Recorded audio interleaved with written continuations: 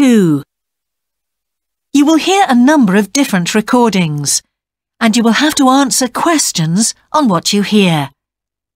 There will be time for you to read the instructions and questions, and you will have a chance to check your work. All the recordings will be played once only. The test is in 4 sections. At the end of the test, you will be given 10 minutes to transfer your answers to an answer sheet. Now turn to Section 1. Section 1. You will hear a student talking to the student accommodation officer at a college. First, you have some time to look at questions 1 to 5.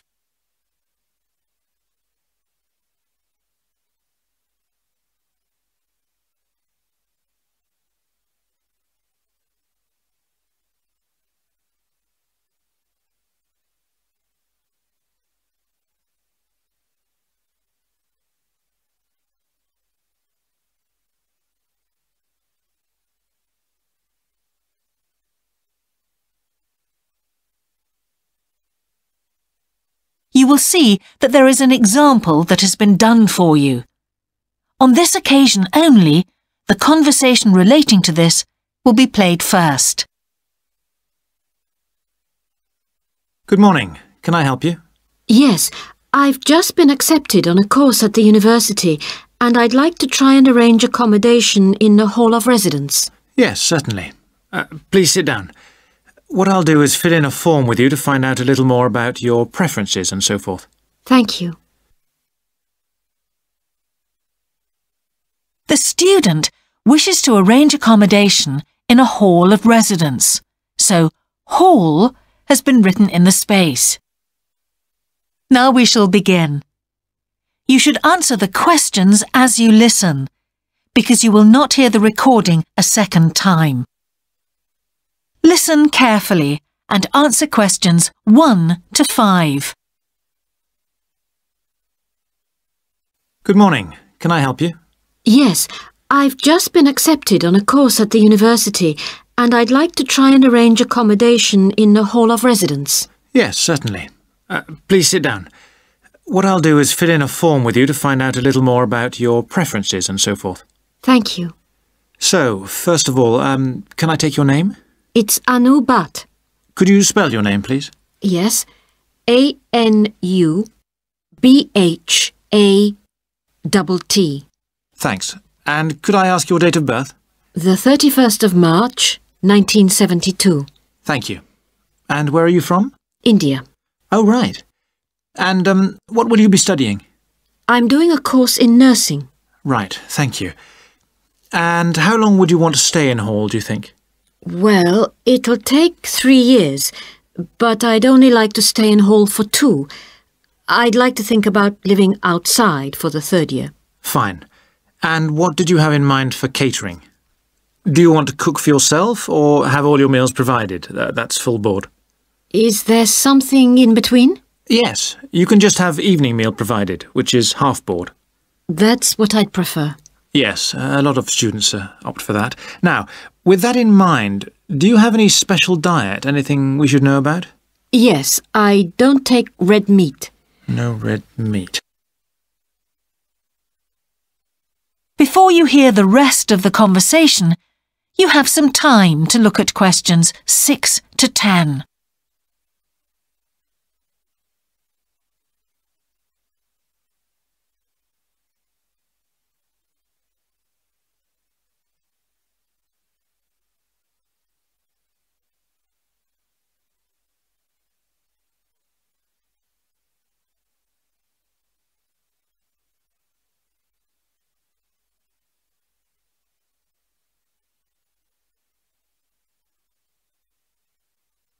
Now listen and answer questions 6 to 10. Now, thinking about the room itself, we have a number of options. You can have a single study bedroom or you can have a shared one. These are both what we call simple rooms. The other alternative is to opt for a single bedsit, which actually has more space and better facilities. There's about £20 a week difference between them. Well, actually my grant is quite generous and I think the bedsit sounds the best option. Lovely. I'll put you down for that and we'll see what availability is like. Now, can I ask some other personal details which we'd like to have on record? Yes, of course. I wonder if you could let us know what your interests are. This might help us get a closer match for placing you in a particular hall. Well, I love the theatre. Right. And I enjoy sports, particularly badminton. Ah, that's worth knowing. Now, what we finish with on the form is really a list from you of what your priorities are in choosing a hall, and we'll do our best to take these into account. Well, the first thing is I'd prefer a hall where there are other mature students, if possible. Yes, we do have halls which tend to cater for slightly older students. And I'd prefer to be out of town. That's actually very good for you because we tend to have more vacancies in out-of-town halls. Lucky. Yes. Anything else? Well, I would like somewhere with a shared area, a TV room, for example, or something like that. It's a good way to socialise. It certainly is. That's it. Now, we just need a contact telephone number for you. Oh, sure, I'll just find it. It's 667549. Great. So we'll be in contact with you as soon as possible. That is the end of section 1. You now have half a minute to check your answers.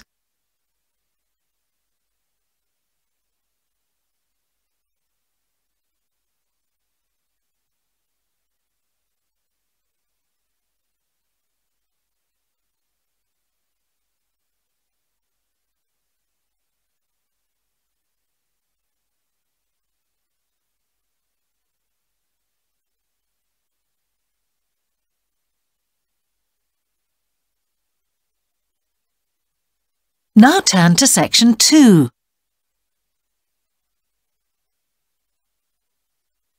Section 2. You will hear a man giving a talk to new members of a wildlife club in the south of England.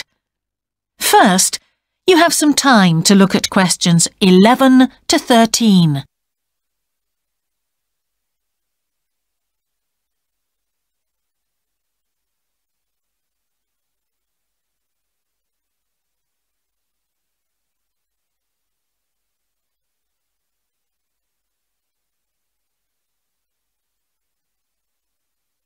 Now listen carefully and answer questions 11 to 13.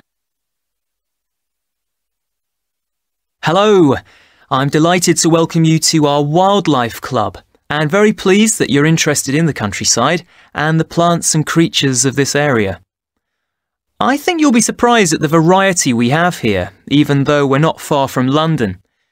I'll start by telling you about some of the parks and open spaces nearby. One very pleasant place is Halland Common. This has been public land for hundreds of years, and what you'll find interesting is that the River Ouse, which flows into the sea 80 kilometres away, has its source in the common.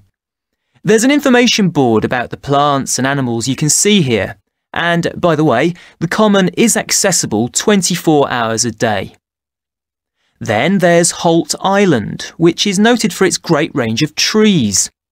In the past, willows were grown here commercially for basket making, and this ancient craft has recently been reintroduced.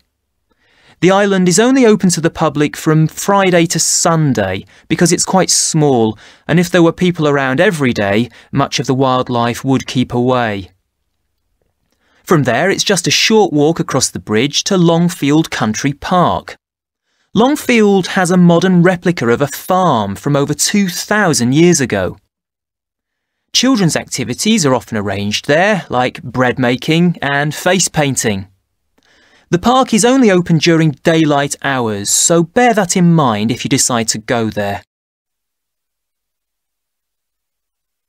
Before you hear the rest of the talk, you have some time to look at questions 14 to 20.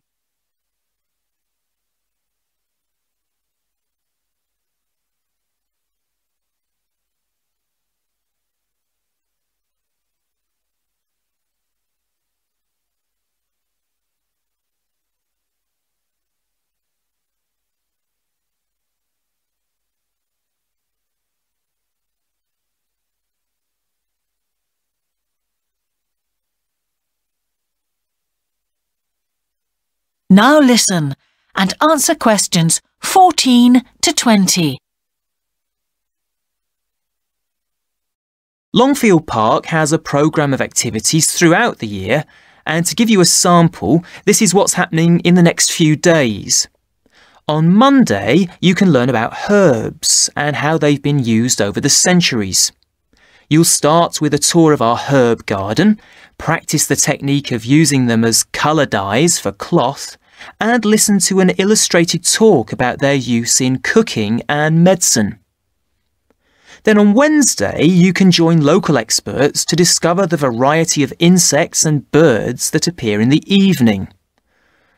We keep to a small number of people in the group, so if you want to go, you'll need to phone the park ranger a few days ahead. There's a small charge which you should pay when you turn up. I'm sure you're all keen to help with the practical task of looking after the park, so on Saturday you can join a working party. You'll have a choice of all sorts of activities, from planting hedges to picking up litter, so you'll be able to change from one to another when you feel like it.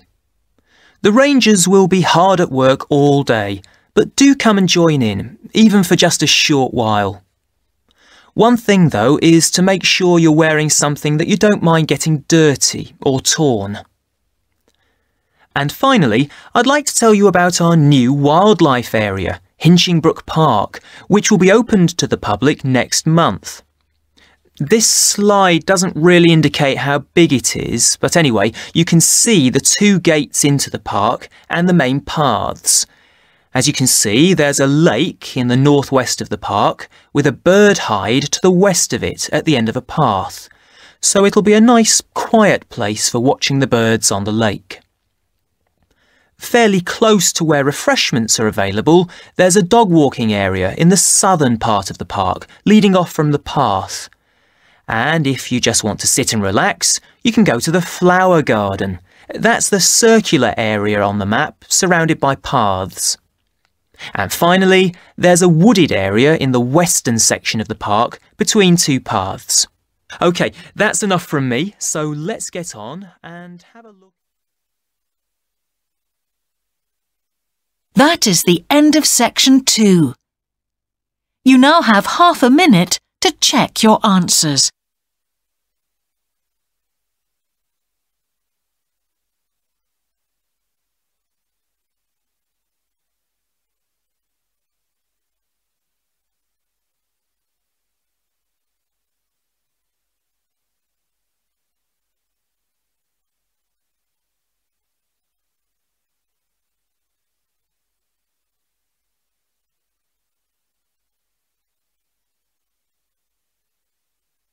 Now turn to section 3.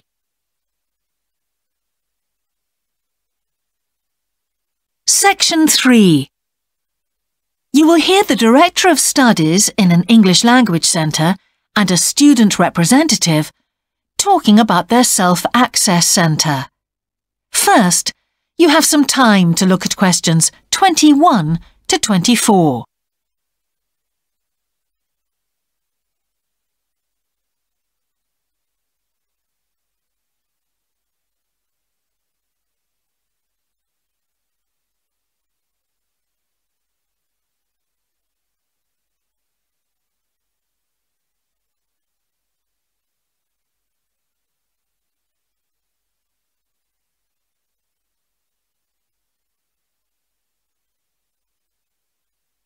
Now listen carefully and answer questions 21 to 24.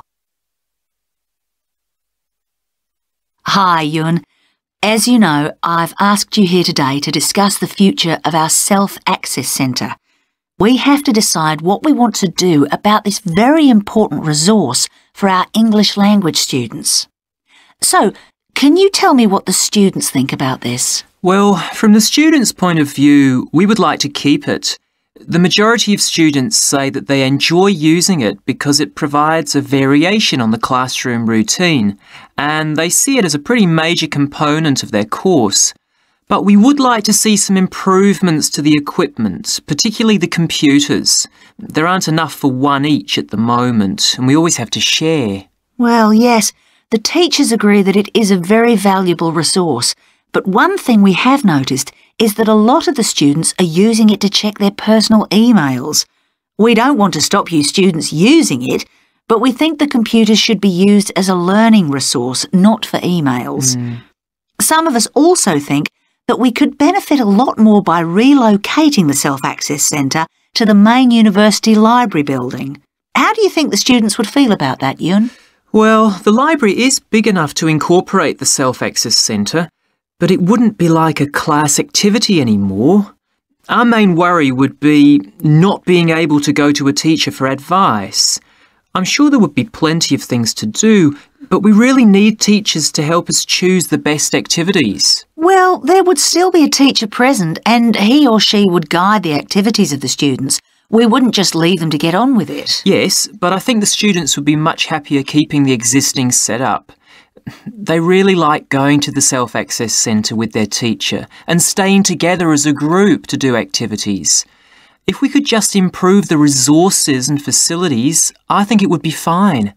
Is the cost going to be a problem? It's not so much the expense that I'm worried about, and we've certainly got room to do it, but it's the problem of timetabling a teacher to be in there outside class hours.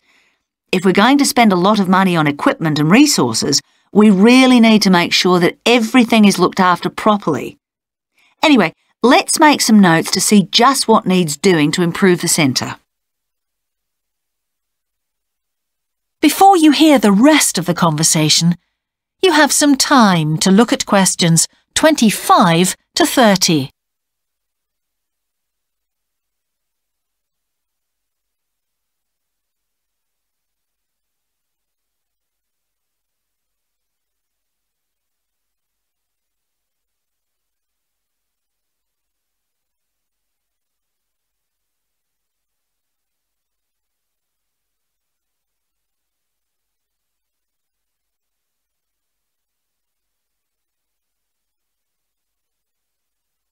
Now listen and answer questions 25 to 30.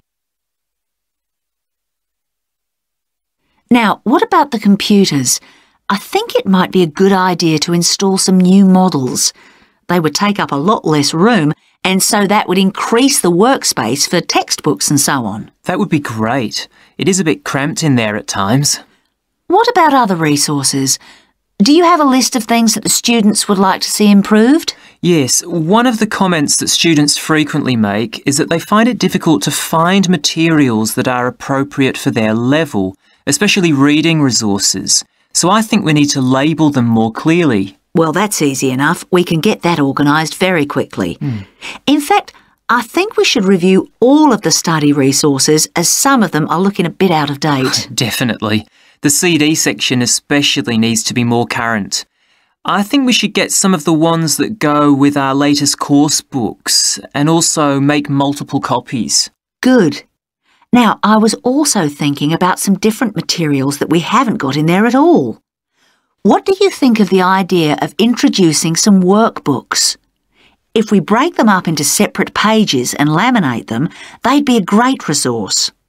The students could study the main course book in class and then do follow-up practice in the Self-Access Centre. That sounds good. OK, now finally we need to think about how the room is used. I'll have to talk to the teachers and make sure we can all reach some agreement on a timetable to supervise the centre after class. But we also need to think about security too, especially if we're going to invest in some new equipment. What about putting in an alarm? Good idea. The other thing I'd like to do is talk to our technicians and see whether we could somehow limit the access to email. I really don't want to see that resource misused. What about if we agree to only use it before and after class? Yes, that would be fine. OK, anyway, that's great for now. We'll discuss it further when we've managed to sort. That is the end of section 3.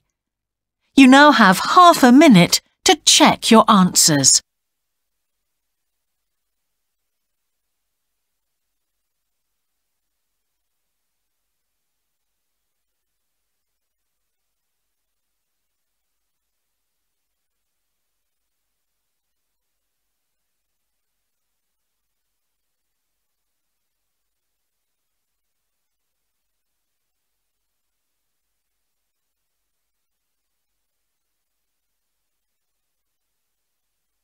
Now turn to section 4.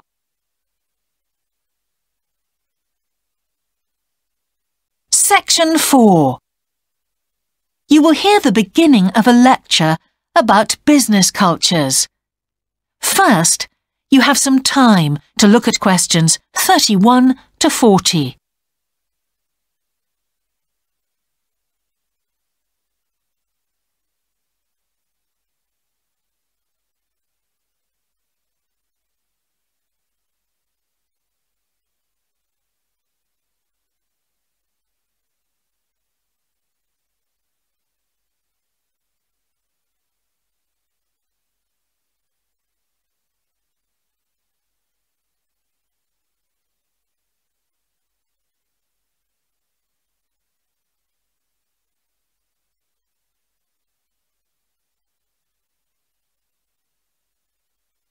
Now listen carefully and answer questions 31 to 40. Good morning, everyone. Now, whether you're going to university to study business or some other subject, many of you will eventually end up working for a company of some kind. Now, when you first start working somewhere, you will realize that the organization you've joined has certain characteristics. And we often refer to these social characteristics as the culture of the organization. This includes its unwritten ideas, beliefs, values, and things like that. One well-known writer has classified company cultures by identifying 4 major types. The first type is called the power culture, and it's usually found in small organizations. It's the type of culture that needs a central source of power to be effective. And because control is in the hands of just 1 or 2 people, there aren't many rules or procedures. Another characteristic is that communication usually takes the form of conversations rather than, say, formal meetings or written memos. Now, one of the benefits of this culture is that the organization has the ability to act quickly. So it responds well to threat or danger on the one hand, and opportunity on the other. But on the negative side, this type of organization doesn't always act effectively, because it depends too much on 1 or 2 people at the top. And when these people make poor decisions, there's no one else who can influence them. And the kind of person who does well in this type of business culture is one who is happy to take risks, and for whom job security is a low priority.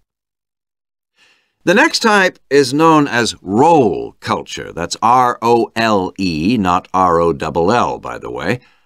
And this type is usually found in large companies, which have lots of different levels in them.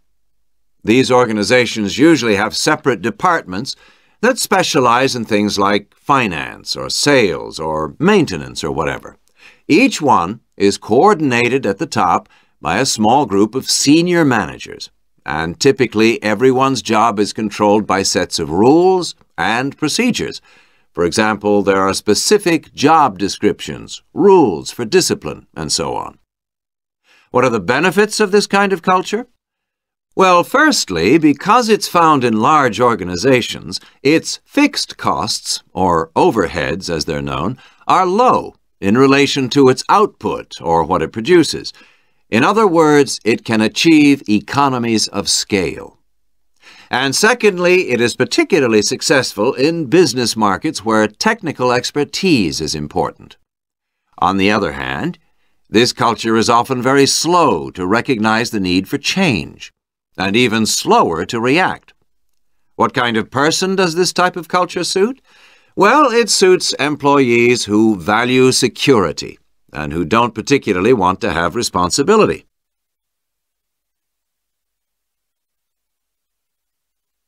Moving on now to task cultures. This type is found in organizations that are project-oriented. You usually find it where the market for the company's product is extremely competitive, or where the products themselves have a short lifespan. Usually, top management delegates the projects, the people, and other resources, and once these have been allocated, little day-to-day control is exercised from the top, because this would seem like breaking the rules. Now, one of the major benefits of this culture is that it's flexible. But it does have some major disadvantages, too. For instance, it can't produce economies of scale or great depth of expertise. People who like working in groups or teams prefer this type of culture. And finally, the fourth category is called the person culture. This type is quite unusual. That is the end of section 4. You now have half a minute to check your answers.